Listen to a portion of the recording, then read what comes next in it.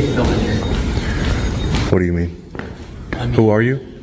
I'm courthouse security. Courthouse security, your name and badge number and department? Morgan, badge number 18, Pittsburgh County Sheriff's Office.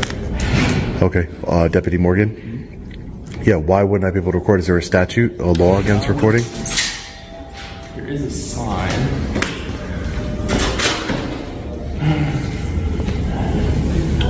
Yeah, signs really don't concern me. Anybody can make a sign. I could make a sign and put it on my chest and walk around saying I can record anywhere I want. You know, that wouldn't trump the law, would it? Right? You just an ask from the commissioner that you get permission before you film on the courthouse grounds. Yeah, so I respect them trying to say that I need to ask, but I really don't respect it. But I don't listen to policy. I follow the law, sir. And you are law enforcement, and you're not policy enforcement, or you don't work at the behest of the commissioners. Commissioners can't just make law by stating something, right? Just saying that, can't wear a hat inside of the building, or certain people of certain colors, or, it's a slippery slope, right? So let's be careful about enforcing policies when you're law enforcement. Just take some pictures and video here. That's all. Okay, what for? I'm an independent journalist. I'm just working on a story here for the county. All right, you have a good day. You too. Thank you. How's it going, sir? Hey, did you see the sign up front? There's no filming in this building. Who are you, sir? I'm Deputy Fur. Deputy Fur? Pittsburgh County Sheriff's Office. With what sheriff's office? Excuse me. Pittsburgh County. Pittsburgh County Sheriff's Office. Yeah, there's a sign up there. Did you call the number? No, I didn't call the number. I saw the sign. Yeah, I did see the sign when I walked in. There's no statute. All right, guys. In today's video, we witness a textbook example of what happens when a citizen peacefully exercises his First Amendment right to film in public, and law enforcement officers aren't fully aware of the limits of their authority. The encounter begins calmly inside a courthouse, where a man records openly and lawfully. Almost immediately, courthouse security steps in, questioning his presence and demanding explanations. The officer points to posted signs and internal policies as justification, but the citizen shuts that down fast, making it clear that policy does not override law.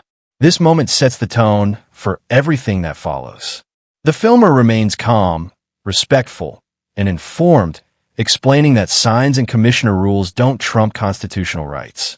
Right here, we see the first crack in the authority narrative, because once the law is brought up, enforcement confidence starts to fade. That sign or any sort of... It's like a courthouse law, or not law, rule or something. A courthouse rule? Yeah. Do you have a rule? Do you have an order? Huh? Say again? Is it a rule or just a... It's a rule for the courthouse. The judges put it in place, so... it's not illegal, but they prefer you to call. Are you a press? Yeah, I'm an independent journalist. Independent? You have a press ID? No, I don't identify myself to law enforcement unless I've broken the law. It's just what I do. It's my policy. Okay, my company's policy. Do you have an identification ID? A driver's license? Yes. No, I do. I'm not going to surrender it to you at this time, only because I have a Fourth Amendment right not to, and my choice not to. That is your right. Yeah, I just don't want to identify. You have a name or something? Yo, my name is Sean. Mm-hmm. Sean? Mm-hmm. Yeah, last name? Just Sean. Just Sean, yeah. Just Sean, okay. It's not that you're doing anything illegal. Times these days, I'm sure you've seen the news. People get a little weird with people filming around here due to, the terror. Oh, and that's why I told you my name's Sean. I'm an independent journalist, and there's a bunch of cameras that are taking my picture all over this building, so you guys know what I look like. That's for security reasons. Yeah, exactly. And I haven't said anything. I'm not saying that you can't take my picture, but if you guys are taking my picture, you guys have everything that I've been doing in this building. There's cameras all over the building, so I'm not doing anything nefarious other than taking pictures and video. And I explained to you exactly why I'm taking the pictures and video. I'm an independent journalist. My name's Sean, and I'm working on a story on the Pittsburgh County here. Okay. Listen carefully, because this is where the pressure tactics start creeping in. A second deputy arrives and doubles down on the same argument: signs, rules, and vague courthouse procedures. But once again, the citizen pushes back, asking the one question officers struggle to answer: where is the statute? And that's the key difference between lawful enforcement and unlawful demands. The man identifies himself verbally, explains he is an independent journalist, and clearly states he has not broken any law. Despite this, officers subtly shift the conversation toward identification and justification, attempting to normalize compliance. They bring up terrorism, security concerns, and public fear, classic emotional leverage. But the citizen stays composed, reminding them that the building already records everyone inside.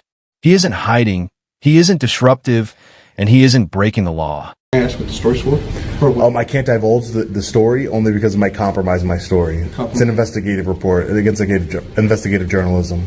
Investigative journalism? Yeah. Okay. Exactly. It's like against the courthouse itself? Just the county in general. Just the county? The county in general. Oh, okay. Oh, you haven't tried to, overstep your authority in any way? You can ask for ID all you want, but I can politely decline. Only, like I said, I'm not trying to be difficult. I don't think that is difficult. I think it's just, a citizen exercising his rights is never a bad thing, especially for someone like you who took an oath to uphold those rights, Yeah, that's true, yeah. So, before I leave, I'll get you that information. I promise you, all right? Thanks, Deputy Fur. Thanks, Sean. Appreciate you. Be safe. Thank you. Thank you. Thank you, sir. Hey, Sean, Yes, sir. can you come in here and talk to me for a minute? Yeah, no problem. What's going on?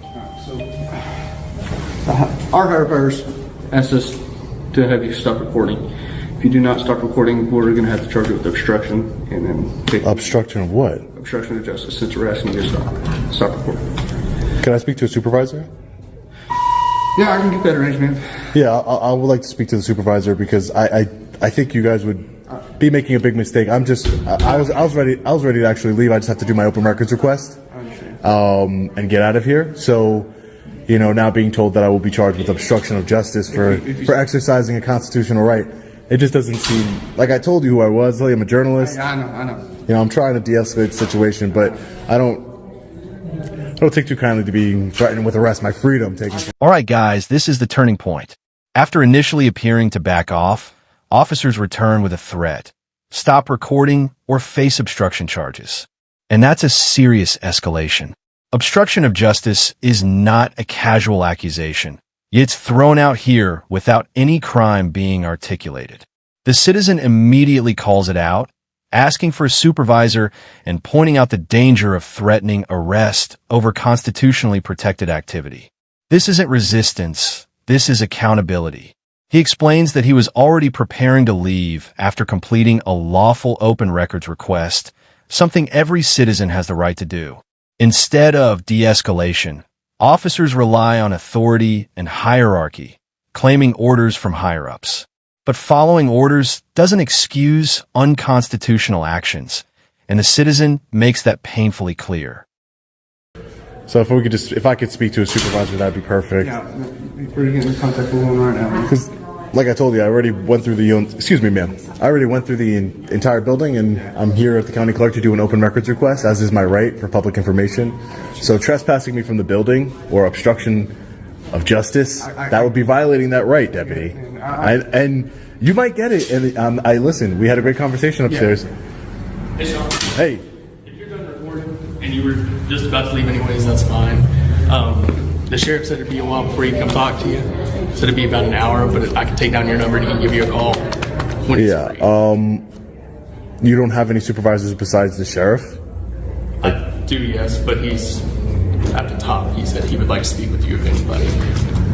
Yeah, so I was going to record and grab my open records request, as is my right for public records and documents. There is no law. I'm just letting you know. I don't know if you want to call your sheriff one more time. Obstruction of justice, that doesn't apply here. And as much as I don't want to take the ride with you guys, this sounds like something I'm probably going to have to take the ride with, because at the end of the day, you're violating my rights. You're violating my rights. I'm not doing anything. I'm not causing a disturbance. I'm not breaking any laws. Obstruction of what justice? What am I doing? I've been polite with both of you. I haven't done anything wrong. Huh? I gotta have to do my open records request, and then I was going to be on my way. Okay, but I want to speak to you until you finish? you. Can that is your listen? I can't tell you where you can and cannot go. The same way I want you to respect my rights, I respect that you can If you want to waste resources on a man with a camera that's not a danger to anybody, that's your department's decision. But as far as arresting someone for peacefully exercising their rights, that would be a big mistake by your department. And I'm telling you, I don't want to have to go through this, go to civil court. It's not what I came here to do. I came here to spread education on our rights, and I came here. Now things get intense. The man calmly but firmly explains why obstruction charges do not apply, repeatedly asking obstruction of what? A question no one can answer. He emphasizes that taking someone's freedom is a serious responsibility and one that should never be abused. This is where the power dynamic completely flips. The officers are no longer controlling the situation. The law is. The citizen warns them clearly. Arresting him would not end the issue. It would start a legal one. He demands a supervisor, not to argue, but to document accountability. And this is critical, because once supervisors and cameras enter the picture, unlawful threats tend to disappear. The officers hesitate, stall, and attempt to delay, hoping the situation dissolves quietly.